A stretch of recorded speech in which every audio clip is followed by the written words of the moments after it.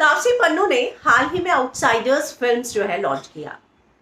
दरअसल उसके बाद बहुत सारे इंटरव्यूज भी हुए और बहुत सारी जगह पर उन्होंने जब इंटरव्यू दिया तो ऐसा लगा कि मानो वो अपने जैसे टैलेंट को सपोर्ट करेंगी, यानी कि आउटसाइडर्स को सपोर्ट करेंगी।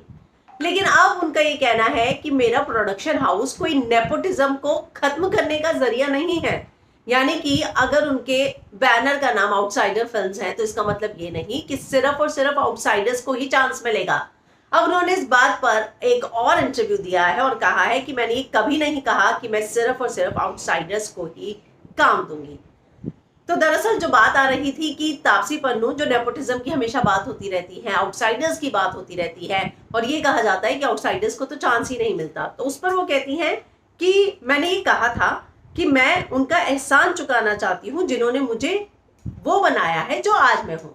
इंडस्ट्री और लोगों को मैंने हमेशा आउटसाइडर के टैग को गर्व से लिया है।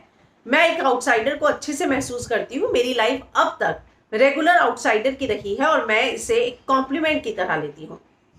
इतना ही नहीं, वो आगे कहती हैं कि अगर मैं सिर्फ आउटसाइडर को काम दूंगी तो ये भेदभाव वाली बात नहीं होगी।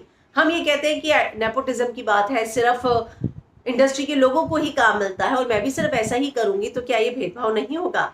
मैं अपने प्रोडक्शन के जरिए हर ऐसे व्यक्ति को अवसर दूंगी जो वाकई उस काम को डिजर्व करता है, ना कि उसके बैकग्राउंड के आधार पर मैं किसी को काम दूंगी। तो अब जो है उन्होंने ये कहा है कि मेरा जो प्रोडक्शन हाउस है वो नेपोटिज्म को खत्म करने का जरिया नहीं है और ना ही मैंने कभी इस बात का दावा किया है कि मेरे प्रोडक्शन हाउस में सिर्फ और सिर्फ आउटसाइडर्स को ही काम मिलेगा।